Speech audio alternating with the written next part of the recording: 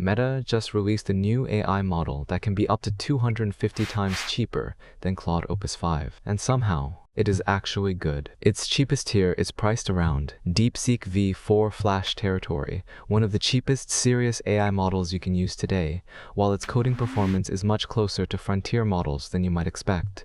The model is called Muse Spark 1.2, but Meta did not stop with the model. It also released Muse Code, a new coding agent designed to compete directly with Claude Code and Codex. After Llama 4, Meta was not exactly leading the frontier AI conversation, but this release feels different. It looks like Meta might actually be back. So in this video, we'll see how good Muse Spark 1.2 really is, how it compares with today's best models, what makes Muse Code different, why Meta can sell it this cheaply, what the catch is with that pricing, and ultimately, whether Muse Code is good enough to replace the coding agent you already use. Let's start with what Meta actually released. Think of it this way.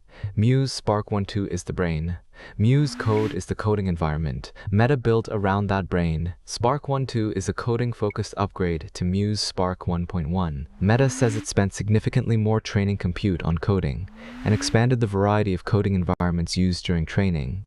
The target is not just code completion, it is complex debugging, understanding large repositories, using tools, and carrying a software task from the initial request all the way to a working result. It also comes with a 1 million token context window, giving it room for large amounts of code, documentation, tool results, and long-running task history. And for API users, there are two important versions of the pricing. The standard tier costs $1.25 per million input tokens and $4.25 per million output tokens. Then there is the contributor tier, just 10 cents per million input tokens and 20 cents per million output tokens. There is also an enormous difference in cached input pricing, and that is where the 250 times claim comes from.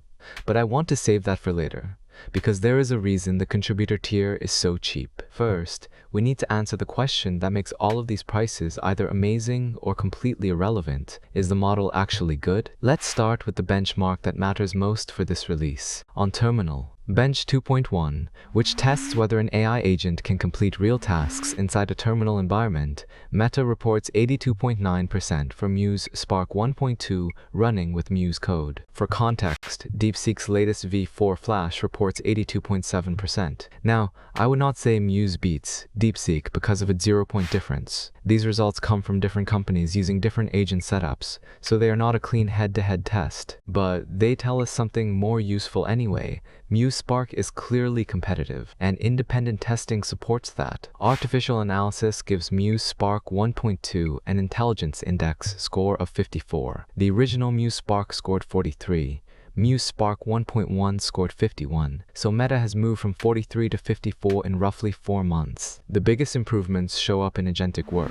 Artificial analysis measured Muse at 80% on terminal, Bench in its own harness, and its score on GDP-Val AA, a test of realistic agentic knowledge work, jumped dramatically over Spark 1.1. But this is not the new smartest model in the world. On that same overall intelligence index, Claude Opus 5 scores 61, GPT 5.6 Sol scores 59, and Kimi K3 scores 57. Muse is at 54, and on some scientific reasoning tests, 1.2 barely improved or even regressed slightly. So the interesting story is not that Meta suddenly beat everyone. It is that Meta now has a model close enough to the frontier to be taken seriously, especially in coding and agentic tasks, while charging dramatically less. And those agentic strengths make much more sense once you look at Muse Code. Because Spark 1.2 was not really designed to sit in a chat box and wait for one prompt at a time, Muse Code is where this starts to look less like another AI chatbot and more like a small engineering team living inside your terminal. The basic workflow will feel familiar if you have used Claude Code or Codex. You give it a goal, and the agent can inspect your repository, plan the change, edit files, run tools, test its work, and keep going when something fails. But Muse Code adds an interesting multi-agent layer. Alongside the main agent, it can keep specialized background agents alive for the entire session. They can continue gathering information or working on next steps without being recreated every time the main agent needs help. And when a job is large enough, Muse Code can split work across multiple agents in parallel. Those workers can use isolated work trees, which means one can investigate the backend while another works on tests, or the front end, without all of them fighting over the same files. So instead of one AI developer moving through a task step by step, Meta is trying to give you a small team that can work at the same time. And Meta designed that team to keep working for a long time. Muse Code stores model calls, tool runs, approvals, and edits in a local event log. If the agent crashes halfway through a long job, it can reconstruct what happened and resume instead of starting again from zero. How long are these jobs supposed to run? Meta tested Muse Spark 1.2 on GPU kernel optimization tasks, lasting up to 24 hours and involving more than 1,000 tool calls. The agent had to write a kernel, compile it, profile it, improve it, test again, and continue that loop hundreds of times. That is much more interesting than watching an AI build another to-do app from one prompt. The hard part of agentic coding is not producing one impressive answer. It is staying on the same objective through hours of failures, tool calls, and changing context. And Meta trained specifically for that. Muse Spark 1.2 and Muse Code were co-trained together, including training around goals, context compaction, sub-agents, and Muse Code's toolset. So Meta is not simply putting a terminal around a generic model. It is trying to optimize the model and the agent runtime as one system.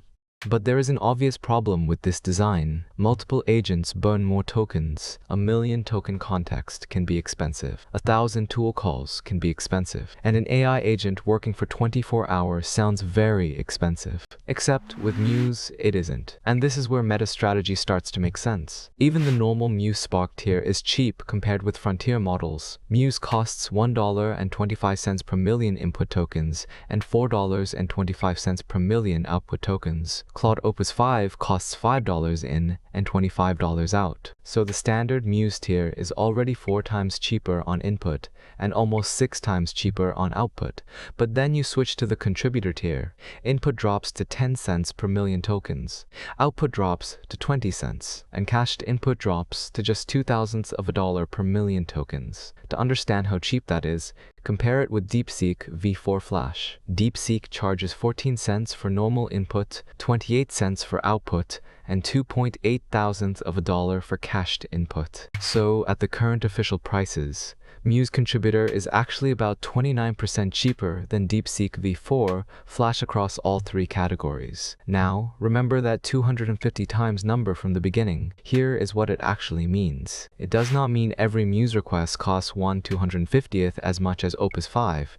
The 250 times difference comes specifically from cached input. Claude Opus 5 cache reads cost about 50 cents per million tokens.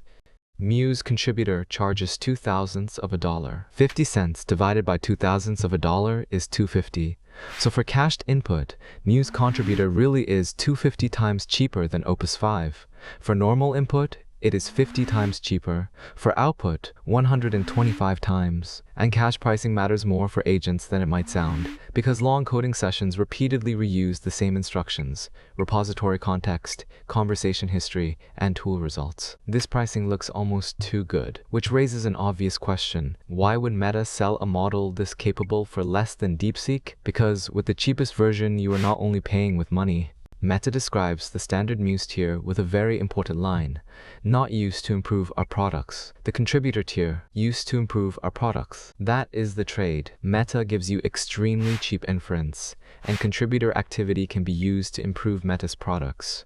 If you are experimenting with a public open source repository, that could be an incredible deal. But if this is a private company repository, unreleased product code, customer information, credentials, or proprietary algorithms, I would not choose the contributor tier just to save money. For those workloads, the fair comparison is Meta's standard pricing. Still cheap, but nowhere near 250 times cheaper. There is another difference if you're coming from the local AI world. Muse Spark 1.2 is hosted.